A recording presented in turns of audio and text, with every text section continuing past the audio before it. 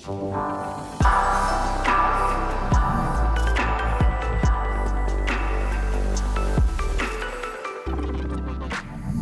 to CHILIpulse, the space we created to talk about actionable insights on all things Chili graphics. And today we are going to talk about AI. And therefore I invited Serge. Hi Serge. Hello Bram. To set the scene, can you talk about who is Serge? What is your role in the company? Sure. My role is Solution Adoption Manager, which consists in two levels, I would say. The first level is supporting our sales team with proof of concepts and demonstrations of the product. And the second part is doing the onboarding of the customer once he becomes a customer.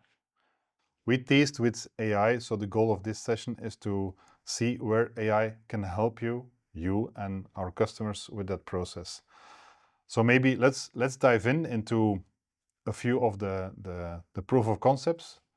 But maybe before we go into actual proof of concept, can you explain the first template you have? So this first template is actually just to showcase the power of our tool as well, because what we want to do here is when you go as an end user and you type a city, that you immediately get welcome to Belgium. So it's a typical use case in other things as well, where you just add one keyword and you want to have the result displayed somewhere inside your template. Doesn't matter where it's city or country or whatever, but in this case, I choose for the easiest way, city and country.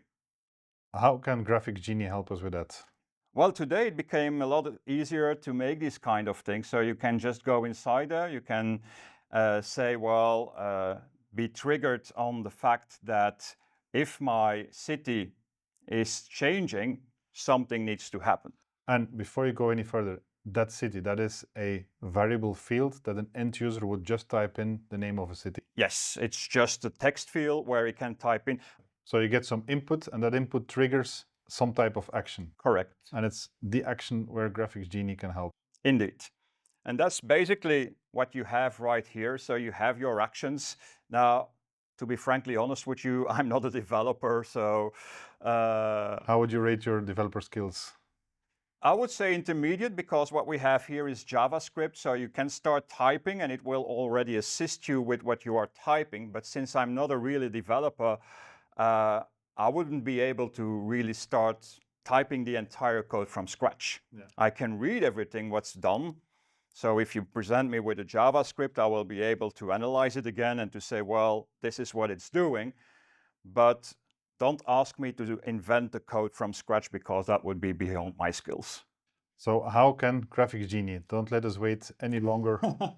Well, GraFx Genie is actually the little dot that you have here on the side. So instead of typing your code, you can just click there and you see actually the box popping up that says, GraFx Genie, what action would you like to do?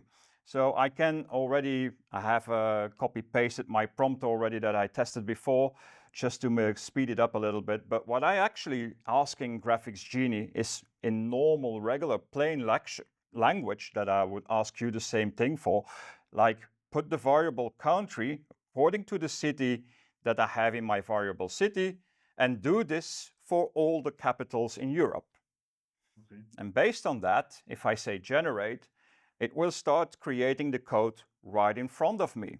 And like I mentioned, I can read this code. So far, it seems to be very correct. So I can see indeed that if this is true, then do that, and so on. So it also explains very clearly each and every step that it does during this coding. So if you want to tweak any further, you can do that. Yeah, if I create additional cities in top of there, I would be able to just copy paste them inside the path right there and actually use it. Yeah.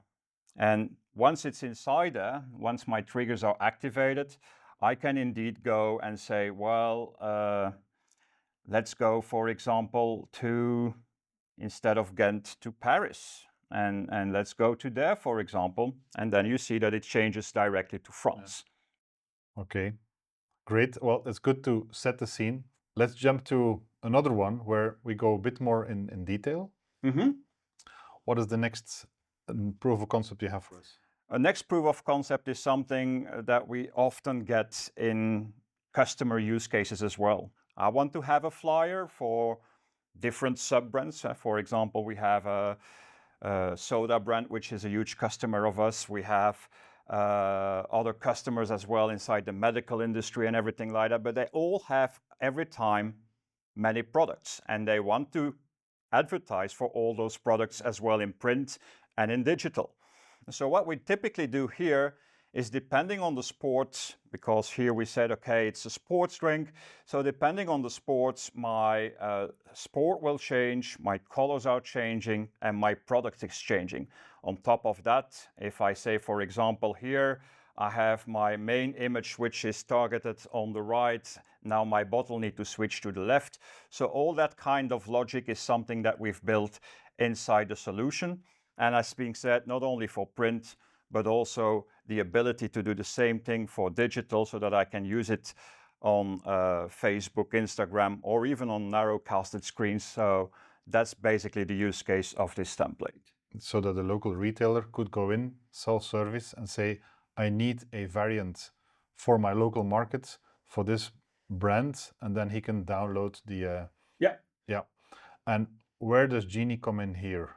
Well, what Genie did actually for me in this use case was helping me to create it a lot quicker than I would normally do. What I did here is say, well, I want to be able to choose the sport. And based on that sport, so if I go, for example, here, so as you see, my value is changing. I have a drop-down box inside there that is having my sports. And so based on the sports, my real query was, when my variable sport is changing, change the background color, the product, and the image, of course, to match the sports correctly.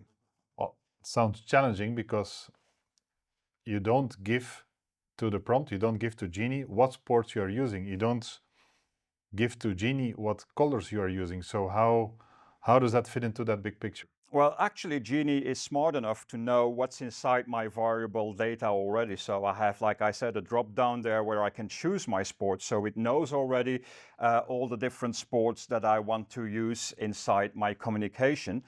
And besides that, I'm using what is called naming conventions. So basically, inside my template, we have style kits, for example. And inside those style kits, I named my colors according towards the sports. So I have cycling orange, soccer pink, and hockey purple. And I can do that with the same thing with my images. I can do that with everything, so that I have those naming conventions in place, which makes my life a lot easier. It's basically the same thing. People would recognize, oh, this is for soccer, so this will be the color. And I guess for Genie knows the context, so it can take in all that context to help you create that script. Yes. And on top of that, it works for everything that you use, where you can use your naming convention. So, for example, if in my layers I have a layer called price tag, and price badge. If I want to hide them in one go, I can just say to Genie, add everything which is related to price. And all those layers will automatically be hidden. Yeah. And what does the script do in this case? Depending on the sports you choose, it will change a few elements. Yes. And it will take into account all the relevant layers, style kits, and so on. Indeed. So the script, as I quickly showed here, so that was my prompt indeed. And then based on the sports, he again said, well, this is your sports cycling. I'm going to use this background, which has a specific ID, which is my cycling background, of course. I have my cycling orange color. I have the product, which is also, if we look at the image, the right image, which is called cycling product or cycling product shots or something like that. And so based on that, it also defines the layers and the layouts in this case to say, well, it needs to go print back. But this is something that I added manually, again, based upon I want this way to work inside my templates.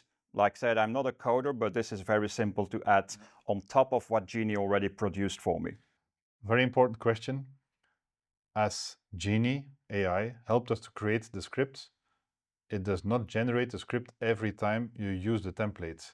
No, because I'm actually saving my script here. So once the script is being generated by Genie, I can say, well, in this case, I'm editing it again. I can say done, but once it's generated by Genie, you have to push the button create. And from that time on, it will be saved inside my action lists, where I can give it a specific name again, and it will be using that script over and over again based upon what is inside my action. So once you have a working script assisted to create by Genie, it is saved now, so your logic is saved for the rest of the use of that template. Indeed. So it assists you in helping to create a template, but it won't vary anymore afterwards. No, I'm very sure that now each time I can produce the same thing over and over again based on the script that was already created by Genie and validated by me. So very nice. And before we started, you showed me a more complex template. yes, Let's say that was a bit of more of a challenge. Was indeed a big challenge because let's move towards that template. It looks simple, and it is actually from a template point of view, it is actually a very simple use case as well if you would look at it like this. But the request from the customer was, we have 32 different templates and we want to reduce them towards one single template. Now, why did they have 32 templates? Because there's a lot of variation inside the template itself. This was a telecom provider, and so they make a distinction in between whether you're already a customer or whether you're not a customer yet. Mm-hmm. They make a distinction whether you are living in an apartment building or in a new built home, for example. So if you're going to build your home and you're not a customer yet, you will receive a different letter than somebody that already has a home, is already a customer of them. And also based on the costs, it might be that you're in an area where everybody is already using their systems, so the cost might be lower. So before automation, there was like a big flow chart where somebody needed to go through and then decide which of the 32 files I need to... Yes, indeed. So that they really had, like, I would say 8 standard normal mailing letters like this, but that changed according towards the speed of the communication. Like for fiber today, you have different speeds that you can buy. The price might be different. They might need an additional router or modem on top of that. And so all these additional parameters made that they had 32 different templates. And how did Genie help in creation of this file? It helped me a lot, because what I actually did is, of course, making sure that if we take a look first at the variables, you will see that there's in this case some variables the end user need to change. I've hidden, of course, the obvious ones, but they are here as well. But for each of those variables, when there was something changing, it need to be applied towards the template as well. So what I did inside here, it's all driven by a single action. And that's making it great as well, because now I can define that if any of my variables are changing in this list, an action needs to be applied. Mm-hmm. So instead of doing it on an individual level here, I can say, take any of those. And then my prompt was actually a very, very long prompt. Like I would talk to you and say, hey, Bram, if you go to the shop, bring eggs and water, but if there's also a promotion on the soda, bring the soda. But if it costs more than that, then don't bring the soda, bring water instead. So that kind of thing. It's exactly the same kind of phrasing I used here. I said, well, if my product is having 100 as a speed, and this is going on, and that is going on, well, let me make it easier by scrolling with the mouse. You will see it's a very, very long prompt. But basically the prompt, that is your briefing. That's exactly the briefing that I gave Genie to say, create me the code based on that. And the briefing combined with the context, the variables, and all the asset things that are defined in the template, it will then produce you the script. Similar to what we had with the previous template, it is aware of what is already inside my variable data. So it is aware of the speeds, it is aware whether I have a switch button that says true or false, that kind of stuff. And that actually produced me the entire code there, where I can see, well, if this is true and that is true, then do that. But if that is true and this is not true and so on, then do this. And I have the entire script that is being created by Genie, again, assisted line by line. So it's not very complex, it's just a lot. It's just a lot if, then, else, and if not, then that. Indeed, yeah. So it stays forced if then else, if is it an existing customer or not? If it is an existing customer, I have a second if then else, is there a router or not? Is there additional costs or not? So there the use case is, if we get this right, they can reduce their template creation process a lot, and people can produce their own cover pages and the mailing by just filling in a few parameters. Indeed. And just to get an idea, how long did you spend to create this automated version? Of course, depends a little bit on the briefing that you get from the customer, but like this one, this specific example right here, it took me 1 day to actually create a template and the automatizations and everything like that. Advantage is also that we have a Photoshop plugin and an InDesign plugin so that we can take directly the file from the customer and upload it inside our solution. And then start tweaking, adding variables. And then indeed, and after the analyzing, see, okay, what needs to be changing, what needs to be adapted, what is conditional, what is fixed. Yeah. And on those parameters, you can then just create your template. So not just only the outputs will be faster, because that is what creative automation does with Chili Graphics, but Genie also helps you to add that logic very fast, so your template creation process also shortens a lot. Yes. Well, that's great. Serge, thank you so much for the demonstrations, for the insights. You're welcome. And I would invite everybody watching the podcast on YouTube, and of course also if you listen on one of the other channels, we have a demo environment. So if you want to experience how Genie can help to automate your scripting to add smartness to your template, I would invite everybody to reach out to us, and so we can set up a demo environment for you so that you can discover all the greatness that we have seen today. Serge, thank you so much, and hope to see you in the next episode. Sure. And I hope to see everybody also in the next episode. Thank you so much.